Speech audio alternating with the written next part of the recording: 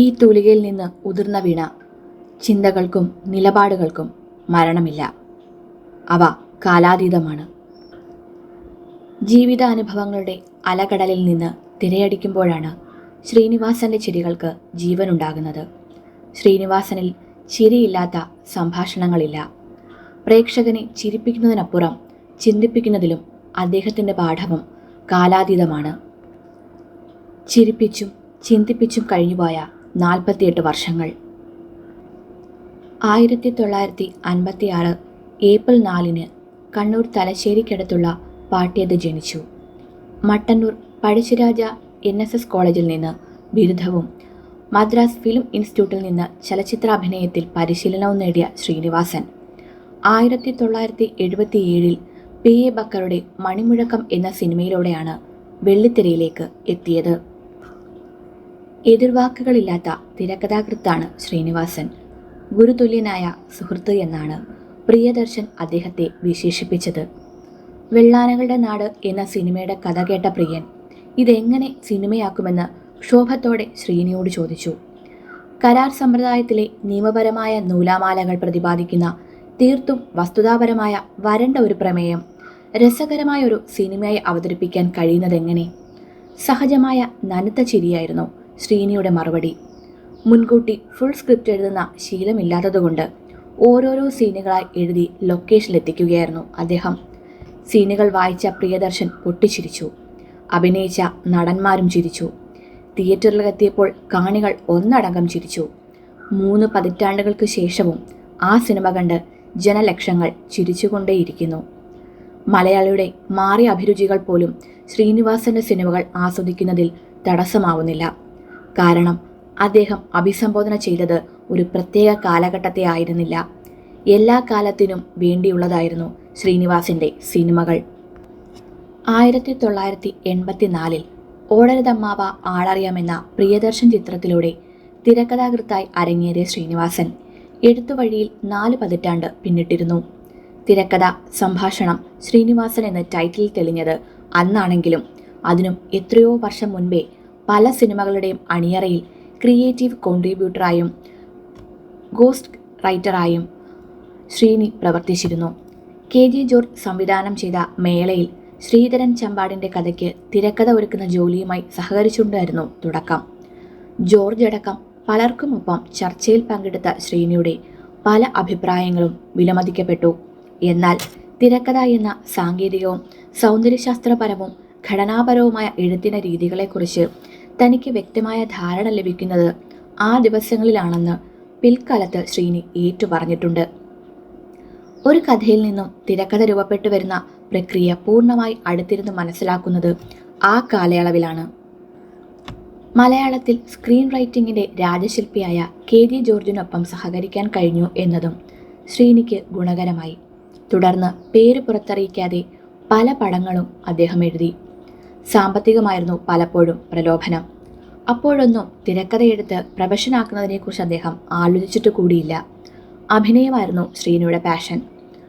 രൂപപരമായ പരിമിതികൾക്കിടയിലും നടൻ എന്ന നിലയിൽ എവിടെയെങ്കിലും എത്തിച്ചേരാനുള്ള അദമ്യമായ അഭിവാഞ്ച അദ്ദേഹത്തെ നയിച്ചു.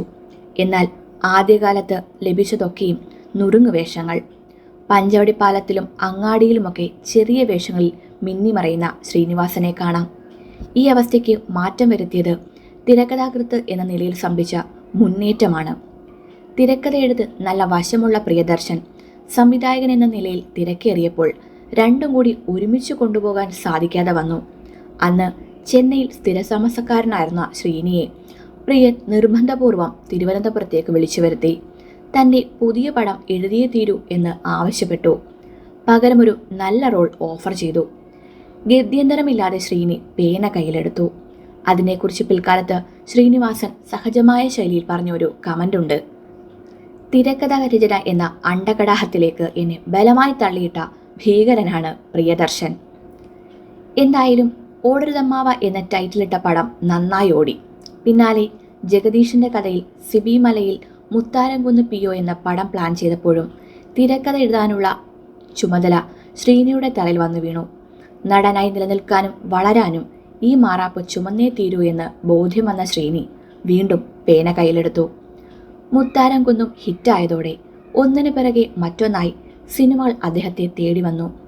ബോയിങ് ബോയിങ് അടക്കം അക്കാലത്ത് വൻ ഹിറ്റായ പല പടങ്ങൾക്കും തൂലിക ചലിപ്പിച്ചത് ശ്രീനിവാസനായിരുന്നു. എന്നാൽ ഇതൊന്നും അദ്ദേഹത്തിൻ്റെ കപ്പ് ഓഫ് ടീ ആയിരുന്നില്ല. ഗിരികേട് കൊണ്ട് സ്ലാപ്സ്റ്റിക് കോമഡി ചിത്രങ്ങൾ എഴുതിയ ശ്രീനി ക്രമേണ സ്വയം കണ്ടെത്തുകയും സ്വയം തെളിയിക്കുകയും ചെയ്തു. അതിന് നിമിത്തമായത് സംവിധായകൻ സത്യൻ അന്തിക്കാടായിരുന്നു. ഗ്രാമീണ പശ്ചാത്തലത്തിൽ ഗുസ്തിക്കാരുടെ കഥ പറഞ്ഞ മുത്താരംകുന്ന് പിയോ എന്ന സിബി മലയിൽ ചിത്രം എഴുതിയത് ശ്രീനിവാസനായിരുന്നു. അടുക്കും ചിട്ടയും വെടുപ്പുമുള്ള കുലീനമായ തിരക്കഥയായിരുന്നു അത്. സിനിമ കണ്ട സത്യൻ അന്തിക്കാടിന് താൻ ഇക്കാലം അത്രയും തേടി നടന്ന എഴുത്തുകാരൻ ഇതാണെന്ന് തോന്നി. ഒരു ചരിത്ര നിയോഗം പോലെ സമാന അഭിരുചിയിലുള്ള രണ്ട് മനസ്സുകളുടെ പാരസ്പര്യം സംഭവിക്കുകയായിരുന്നു. സത്യൻ അന്തിക്കാട് ശ്രീനിവാസൻ കൂട്ടുകെട്ടിൽ ഗാന്ധിനഗർ, സെക്കൻഡ് സ്ട്രീറ്റ്, സന്മനസ്സുള്ളവർക്ക് സമാധാനം, നാടോടിക്കാറ്റ് എന്നിങ്ങനെ നിരവധി സിനിമകൾ സംഭവിച്ചു. കേവലം തമാശപ്പടങ്ങളായിരുന്നില്ല അതൊന്നും. മനുഷ്യൻ്റെ ജീവിത പ്രതിസന്ധികളും അവസ്ഥാ പരിണമിതികളും നിസ്സഹായതയും മറ്റും നർമ്മത്തിൽ ചാലിച്ച് അവതരിപ്പിക്കപ്പെട്ട ആ സിനിമകൾ ആന്തരിക ഗൗരവം നിലനിർത്തിയിരുന്നു. വരവേൽപ്പ്, സന്ദേശം, മിഥുനം, വെള്ളാനകളുടെ നാട് എന്നീ സിനിമകളിലെത്തിയപ്പോൾ നർമ്മമൊരു ബാഹ്യാവരണം മാത്രമാക്കി നിർത്തി സമൂഹത്തിലെ പുഴുക്കുത്തുകളും മാലിന്യങ്ങളും അതിശക്തമായി തുറന്നുകാട്ടുന്ന പുതിയ ചലച്ചിത്ര സമീപനത്തിലേക്ക് ശ്രീനി വഴിമാറി. അതിനൊക്കെയും മികച്ച സ്വീകാര്യത ലഭിക്കുകയും ചെയ്തു. സംവിധായകൻ എന്ന നിലയിലേക്ക് പരിവർത്തിച്ചപ്പോഴും തിരക്കഥയായിരുന്നു ശ്രീനിയുടെ ആയുധം. വടക്കു നോക്കി യന്ത്രവും ചിന്താവിഷ്ടയായ ശ്യാമളയും സുഘടിതവും ആസ്വാദനക്ഷമവും കാതലുള്ള ഇതിവൃത്തങ്ങളും ഉൾക്കൊള്ളുന്ന കതിർക്കനമുള്ള രചനകളായിരുന്നു. ഇത് ഭംഗിയായി ക്യാമറയിലേക്ക് പരിവർത്തനം ചെയ്യുകയായിരുന്നു സംവിധായകനായ ശ്രീനി. നടൻ എന്ന നിലയിലും വലിയ കയ്യടി വാങ്ങാൻ ഈ സിനിമകൾ സഹായകമായി. അതിനും പിൻബലമേകിയത് കരുത്തുറ്റ തിരക്കഥ തന്നെയായിരുന്നു. എഴുത്തുകാരൻ എന്ന നിലയിൽ എന്തായിരുന്നു ശ്രീനിവാസൻ മലയാള സിനിമയ്ക്ക് നൽകിയ സംഭാവന? നാളിതുവരെ നിലനിന്ന എഴുത്തു സമീപനങ്ങളെ അദ്ദേഹം നിരാകരിച്ചത് ഏതു വിധത്തിലായിരുന്നു? തോപ്പിൽ ഭാസിയും എസ് എൽ പുരവും മുതൽ ടി എ റസാഖ് വരെ നാടക പാരമ്പര്യമുള്ളവരായിരുന്നു ഒരു കാലത്ത് തിരക്കഥാകൃത്തുക്കൾ. ഇവരുടെ രചനകളിൽ നാടകീയ അംശം അധികരിക്കുകയും അതിവൈകാരികതയ്ക്ക് പ്രാധാന്യം ലഭിക്കുകയും ചെയ്തിരുന്നു. മികച്ച തിരക്കഥകൾ, മികച്ച സിനിമകൾ സൃഷ്ടിക്കാൻ ഇവരുടെ സിനിമകൾ പ്രേരകമായെങ്കിലും ഡ്രാമാറ്റിക് നേച്ചർ ഒരു പരിമിതിയായി പലപ്പോഴും ഇവരെ പിന്തുടർന്നു. എം ടി പത്മരാജൻ എന്നിങ്ങനെ മലയാള തിരക്കഥയെ ഇതിവൃത്തപരമായി സമുന്നത തലങ്ങളിലേക്ക് പരിവർത്തിപ്പിച്ച എഴുത്തുകാർ കടന്നു വരുന്നപ്പോഴും അടിസ്ഥാനപരമായി സാഹിത്യകാരന്മാരായ അവരുടെ രചനകളിൽ സാഹിത്യാംശം ഏറി നിന്നിരുന്നു. കഥാപാത്രങ്ങളുടെ സംഭാഷണങ്ങളിൽ പോലും അച്ചടി ഭാഷയുടെ സ്വാധീനം പ്രകടമായി. പത്മരാജൻ ഒരു പരിധിവരെ അതിനെ അതിജീവിക്കാൻ ശ്രമിച്ചുവെങ്കിലും സാഹിത്യത്തിൻ്റെ സ്വാധീനം അവരുടെ ചലച്ചിത്ര സമീപനങ്ങളിൽ പലപ്പോഴും പ്രകടമായിരുന്നു. കഥയെ മായികമായി ഒരു തലത്തിലേക്ക് പരിവർത്തനം ചെയ്യുന്ന ഭാവന അവർ കടം കൊണ്ടത് വാസ്തവത്തിൽ എഴുത്തുകാർ എന്ന അടിത്തറയിൽ നിന്നായിരിക്കാം. ശ്രീനിവാസന്റെ തിരക്കഥകളിൽ ഫാന്റസിയുടെ നേരിയ അംശം പോലും കാണാനാവില്ല. ജീവിതത്തിൽ നിന്ന് ചീന്തിയ ചോര തുടിക്കുന്ന ഏടുകളാണ് അദ്ദേഹത്തിൻ്റെ ഓരോ രചനയും. ദൈനംദിന ജീവിതത്തിൽ മനുഷ്യൻ നേരിടുന്ന പ്രശ്നങ്ങളെ കൃത്യമായി അഭിസംബോധന ചെയ്യാൻ അദ്ദേഹം വ്യഗ്രത കാട്ടി. പ്രമേയ സ്വീകരണത്തിൽ മാത്രമല്ല, ആഖ്യാനത്തിലും കഥാസന്ദർഭങ്ങളും സംഭാഷണങ്ങളും രൂപപ്പെടുത്തുന്നതിലും അദ്ദേഹം പുലർത്തിയ ജാഗ്രത അനുപമമാണ്. സാഹിത്യവും ചലച്ചിത്ര രചനയും തമ്മിലുള്ള മാധ്യമപരമായ അതിരുകൾ കൃത്യമായി തിട്ടപ്പെടുത്തിയ രചനകളാണ് ശ്രീനിവാസൻ്റേത്. അദ്ദേഹത്തിൻ്റെ കഥാപാത്രങ്ങൾ ഒരിക്കലും വരമൊഴി സംസാരിക്കാറില്ല. ജീവിതത്തിൽ നിന്ന് സ്ക്രീനിലോട്ട് നേരിട്ട് കയറുവന്ന കഥാപാത്രങ്ങളായിരുന്നു ശ്രീനിയുടേത്. സത്യൻ അന്തിക്കാടുമായി ചേർന്ന് ചെയ്ത സിനിമകളിലാണ് ഈ റിയലിസ്റ്റിക് സമീപനം അതിൻ്റെ മൂർത്ത രൂപത്തിൽ എത്തിയതെങ്കിലും പ്രിയദർശൻ സംവിധാനം ചെയ്ത വെള്ളാനകളുടെ നാട്, മിഥുനം, കമലുമായി ചേർന്നൊരുക്കിയ പാവം പാവം രാജകുമാരനിലും ശ്രീനിവാസൻ സ്വയം സംവിധാനം ചെയ്ത പടങ്ങളിലുമെല്ലാം സവിശേഷമായ ഈ ശ്രീനി ടച്ച് തുടിച്ചു നിന്നിരുന്നു. നർമ്മവും കുടുംബ ബന്ധങ്ങളും ഉപരിതലാഖ്യാനത്തിൽ നിലനിർത്തിക്കൊണ്ട് മാനുഷിക പ്രതിസന്ധികളുടെ ആഴം നിർണ്ണയിക്കുന്ന സാമൂഹ്യ പ്രതിബദ്ധതയുള്ള സിനിമകൾ ഒരുക്കിയ തിരക്കഥാകൃത്താണ് ശ്രീനിവാസൻ. സ്വയം തോൽപ്പിച്ച ഒരു കലാകാരനായിരുന്നു ശ്രീനിവാസൻ.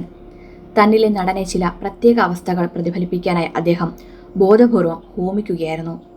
നടൻ എന്ന നിലയിൽ സ്വാഭാവിക പ്രതീതി ഉണർത്തുന്ന അഭിനയശൈലി അനുവർത്തിച്ചുകൊണ്ട് പുരസ്കാരങ്ങളും മികച്ച നടൻ എന്ന പരിവേഷവും ചാർത്തി കിട്ടാനുള്ള ചാതുര്യം അദ്ദേഹത്തിന് അന്യമായിരുന്നില്ല. ബക്കറിന്റെ മണിമുഴക്കം, അരവിന്ദിന്റെ ചിദംബരം എന്നീ സിനിമകളിലൂടെ അർത്ഥശങ്കയ്ക്കിടയില്ലാത്തവണ്ണം അത് തെളിയിച്ചതുമാണ്. എന്നാൽ ശ്രീനിവാസൻ മുഖ്യധാരാ സിനിമകളിൽ നിന്ന് പലപ്പോഴും അറിഞ്ഞുകൊണ്ട് കോമാളി വേഷം കെട്ടി. കാരിക്കേച്ചർ സ്വഭാവമുള്ളവയായിരുന്നു അദ്ദേഹത്തിന്റെ കഥാപാത്ര സൃഷ്ടികൾ പലതും. ഒരു പ്രത്യേക സാഹചര്യം ഫലപ്രദമായി വിനിമയം ചെയ്യാനായി അതിഭാവുകത്വം നിറഞ്ഞ കഥാപാത്ര രൂപീകരണത്തിലൂടെ അദ്ദേഹം ബിഗ് സ്ക്രീനിൽ കടുത്ത നിറക്കൂട്ടുകളോടെ നിറഞ്ഞാടി. ഉദയനാണ് താരത്തിലെ സരോജ് കുമാർ മുതൽ സന്മനസ്സുള്ളവർക്ക് സമാധാനത്തിലെ SI വരെ ഈ അടിസ്ഥാന സ്വഭാവം പേർന്നവരാണ്. ചില വസ്തുതകൾ പ്രേക്ഷക മനസ്സിലേക്ക് എളുപ്പത്തിൽ സംക്രമിപ്പിക്കാൻ അത്തരമൊരു ശൈലി അനിവാര്യമാണെന്ന് അദ്ദേഹത്തിന് തോന്നിയിരിക്കാം. ഏറെ ഗൗരവപൂർണമായ വിഷയങ്ങൾ പോലും നർമ്മത്തിൻ്റെയും ആക്ഷേപഹാസ്യത്തിൻ്റെയും പുറംതോടിൽ പൊതിയുകയും പറയുകയും എന്നാൽ അത് ലക്ഷ്യവേദിയാവുകയും ചെയ്യുക എന്ന ഇരട്ട വിസ്മയം ശ്രീനിവാസൻ സിനിമകളിൽ പൊതുവെ സംഭവിക്കാറുണ്ട്. നടൻ എന്ന നിലയിൽ സ്വയം പരിഹാസ്യനായി മാറുമ്പോഴും ചലച്ചിത്രകാരൻ എന്ന നിലയിൽ അദ്ദേഹം സ്വീകരിക്കുന്ന സമീപനങ്ങൾ പാടെ വിഭിന്നമാണ്.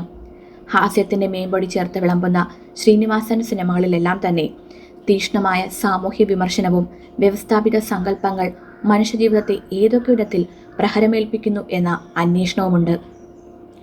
സാമൂഹ്യ പ്രസക്തിയുള്ളവയാണ് ശ്രീനിവാസന്റെ ഓരോ സിനിമകളും. കുടുംബകഥകൾ എന്ന ലേബലിൽ പൊതിഞ്ഞു പറയുമ്പോഴും സാമൂഹ്യാവസ്ഥ ആ കുടുംബത്തെയും അതിലെ അംഗങ്ങളെയും എങ്ങനെ ബാധിക്കുന്നുവെന്നത് സംബന്ധിച്ച് സൂക്ഷ്മ അപഗ്രഥനങ്ങൾ കൂടിയുണ്ടായിരുന്നു. സൂക്ഷ്മാംശങ്ങളിലുള്ള ശ്രദ്ധയും ജീവിതത്തിന്റെ സൂക്ഷ്മഭാവങ്ങൾ കൃത്യമായി പിടിച്ചെടുത്ത് തൻ്റെ കലയിലൂടെ പുനരാവിഷ്കരിക്കാനുള്ള പാഠവുമാണ് ഒരു കലാകാരനെ വേറിട്ട് നിർത്തുന്നതെന്ന് ഓർഹർ പാമുക് അടക്കമുള്ള കലാചിന്തകർ ചൂണ്ടിക്കാട്ടുന്നുണ്ട്. ഒരു വസ്തുത ആവിഷ്കരിക്കുമ്പോൾ നേരിയ സൂചനകളിലൂടെ അതിന് ശക്തി പകരുന്ന സമീപനം വടക്കുനോക്കി യന്ത്രത്തിൽ കാണാം. തളത്തിൽ ദിനേശൻ എന്ന കടുത്ത അപകർഷതാബോധം അനുഭവിക്കുന്ന കഥാപാത്രത്തിന് തീർത്തും സ്വാഭാവികമായ സഹജീവി പ്രതികരണങ്ങൾ പോലും തൻ്റെ ന്യൂനതകൾ കേൾക്കുന്ന മുറിവുകളായി തോന്നുന്നു.